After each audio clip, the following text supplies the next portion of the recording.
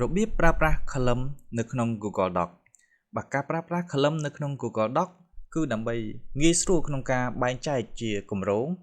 ព័ត៌មានឬក៏ការបែងចែកជាសញ្ញាកិច្ចការឬក៏ការបែងចែកជាសោភ័ណភាពផ្សេងៗបាទសម្រាប់ជាឧទាហរណ៍ដោយអ្នកទាំងអស់គ្នាបានឃើញនៅលើផ្ទាំងនៃ Google Doc របស់ខ្ញុំបានដាក់ថា column ទី1 column ទី2 column ទី3និង column ទី4បាទអញ្ចឹងមានន័យថាទី1គឺខ្ញុំប្រើប្រភេទទី1គឺមានតែមួយ column ទេហើយបន្ទាប់មកគឺខ្ញុំបែងចែកជា2 column និងទី3គឺខ្ញុំបែងចែកជាមួយ column វិញអញ្ចឹងដើម្បីធ្វើការបែងចែកដូចនេះបានតើយើងត្រូវធ្វើដូចម្ដេចអូខេអញ្ចឹងដើម្បី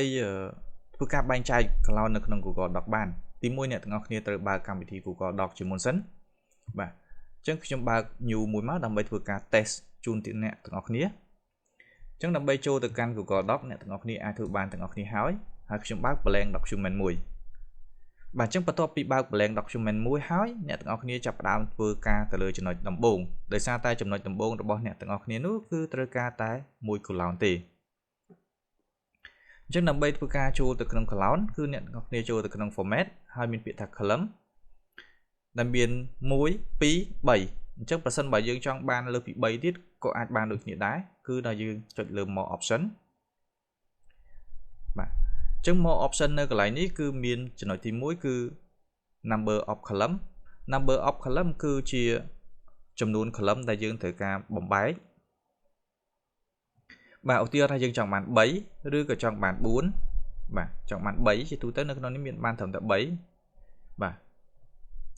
ចឹងនៅពេលដែលអ្នកទាំងអស់គ្នាបានបំបែកហើយគឺគេចាប់ដើមសួរតើនៅ space ពីចំណុចនីមួយៗតើយើងត្រូវការប៉ុន្មាន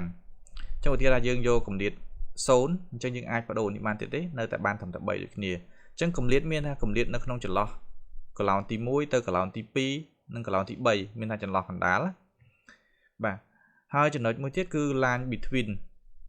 column អញ្ចឹងប្រសិនបើអ្នកទាំងអស់គ្នា thích គឺបញ្ជាក់ថានៅពេលដែលឆ្លងពី column ទី1ទៅ column ទី2នឹងមានបន្ទាត់កាត់មួយដោយអ្នកទាំងអស់គ្នាបានឃើញនៅក្នុង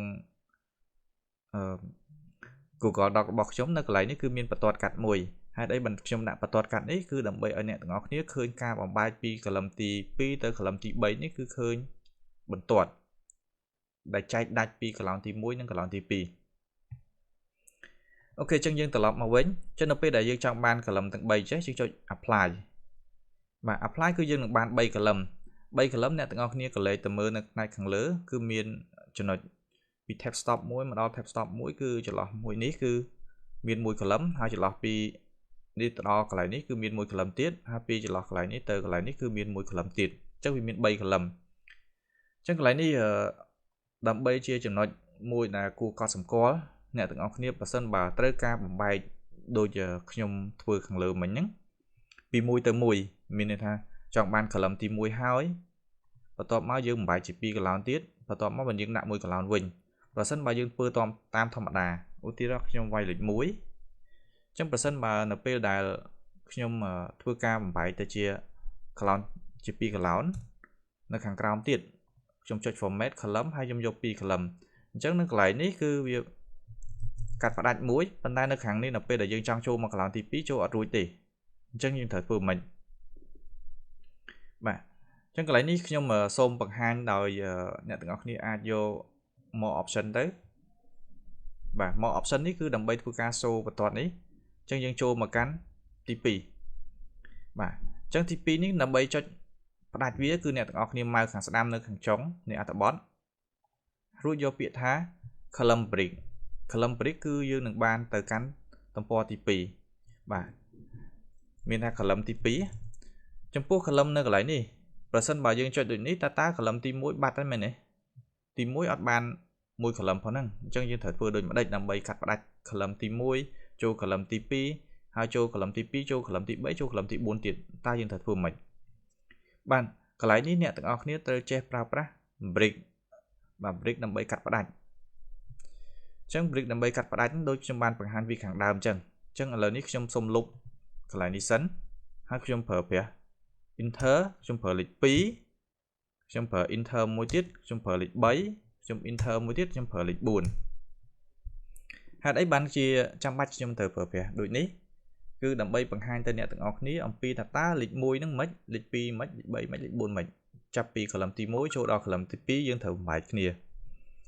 ok chẳng tí mối cứ trong mà chỗ mà can ti tăng cái lại một lịch pi ní trong đặt hồ sơ là lại một lịch pi ở chỗ mà can cái lại format column cái lại ní trong vô pi bàn tay đầm bay ao nè từng ngọc ní bàn khơi nơi hàng miền bản tốt dương được một option đầm bay cầm nọt line break apply chẳng nè từng ngọc ní bàn khơi pi vậy chẳng chúng nói tí mối cứ nè từng ngọc ní thử break pi khởi làm tí môi nè lịch môi ní break đại sân đầm bay vô lịch môi vô mà đặt trong cả đà và cana nè từng ngọc ní vô lịch môi mà đặt trong cả đà đôi ní với ban ta thầm đấy vì ở mà trong cả đá đôi môi cả lão tì chắc cái lại ní nè từng ngọc ní mau sẽ đâm cái lại một lịch pi ní how vô bị thầm break chắc là p là break cứ bị chập đám đặt lại đi bà đặt lịch môi gì bà trong bỏ đặt lịch môi này lại ní nè ngọc ní ăn đu mà vinh mắt control giật mà vinh mắt đặt với một lại đi vinh bà và top máu nè ngọc ní đặt này lại nó khơi lịch pin lại nè bà lọc cho lọc làm bà thưa ơi ca cầm đặt làm bao nhiêu rồi nhảy nhảy mày nè ok chân chỉ nói môi đại chia chỉ nói bị xe đại nè ngọc ní từ cho trăm bạch từ đấng nó cứ ca bắt đặt tầm po tại mà đòn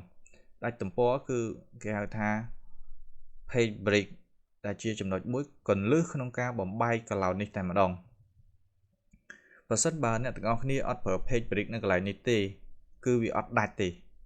ọt đặt trong đêm đất cứ lịch pí ní ọt ban mau hay nhé con phía lịch muối ní ọt trong còn nào lại như thế cứ break bao nhiêu ọt đặt page chứ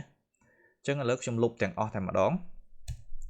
thì muối cứ trong vay lịch muối hai trong vô mà đặt trong còn đá đó bà xôm vô mùi cả lòn vĩnh bà xôm đồ mà mùi cả lòn vĩnh làm bây ở trong còn nào đi sấn bà rồi cho inter muối inter nó còn lại ní nè từng óc nia cho một căn cho nó môi đại chia cho nó cần lướt cứ dừng cả ta page break làm bấy cắt bắt đắt tầm po rồi bỏ dừng chẳng cho một căn cái lại insert máu cứ miền biển mỗi biển ta break break hai cứ nó cái lại ní cứ miền 7 bàn tay nè từng óc nia vô mỗi cứ session break continue làm bấy thua ca bẩn to từ lừa ai cả xa nơi sản lập thì môi rồi bỏ dừng đi bản chất là đại dương cắt đánh break này hói nè từng ngọc ní ai bằng cao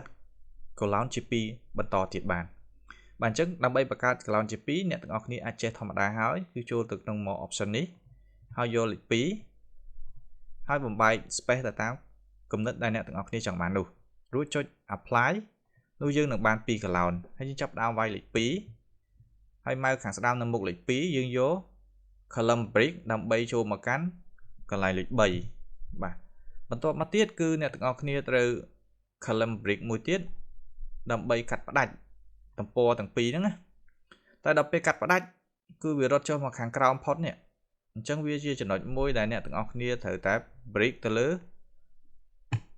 page ទៀតហើយអញ្ចឹងអ្នកទាំងអស់គ្នាអាច enter នៅកន្លែងនេះមួយមកដាក់ cursor នៅខាងក្រោមដើម្បីងាយស្រួលមើលហើយចូលមកកាន់កន្លែង insert ដដែលចូលមកកាន់ break រួចយកពាក្យថា session break continue ដើម្បីធ្វើការបន្តនៅលើសញ្ញាកិច្ចការមួយនេះទៀតបាទនៅពេលដែលបដូរមកកន្លែងនេះហើយអ្នកទាំងអស់គ្នាបដូរ format បដូរ column មកយកចំណុចមួយ column វិញដើម្បីយើងធ្វើការបន្តទៅលើចំណុច column ទី1អញ្ចឹងសរុបជារួមមកវិញគឺយើងបាន page break ទាំងពីរនេះបាទទី1គឺយើងបាន column ទី1យើងបានមួយ column ទី2និងទី3គឺយើងបំបែកជា2 column និងទី4យើងបំបែកជាមួយ column អញ្ចឹងចំណុចសំខាន់គឺចំណុចកន្លែង page break ដែលអ្នកទាំងអស់គ្នាត្រូវកាត់ផ្ដាច់ទំព័រនេះបាទ session break នេះមួយហើយទី2គឺតាក់ទងជាមួយនឹង column នៅកន្លែងនេះបាទអញ្ចឹង2 column នេះទាំងអស់នេះគឺជាចំណុចមួយដែលសំខាន់ណាស់ក្នុងការបំបែក column ហើយខ្ញុំជឿជាក់ថាអ្នកទាំងអស់គ្នាអាចនឹងយកទៅប្រើប្រាស់ជាលក្ខណៈការបែងចែកជាខិត្តប័ណ្ណឬក៏ការធ្វើជាលក្ខណៈកាសែតបាទពីមុនគឺយើងពេញនិយមធ្វើការបែងចែកជាក្រដាសកាសែត column ទី1 column ទី2 column ទី3ជាដើមបន្តមកទៀតយើងអាចធ្វើជា poster ខិត្តប័ណ្ណណាមួយយើងការបែងចែក column មកយើងកាត់ផ្ដាច់ក៏បានដូចគ្នាដែរអូខេអញ្ចឹងវីដេអូតាក់ទងជាមួយនឹងការបែងចែក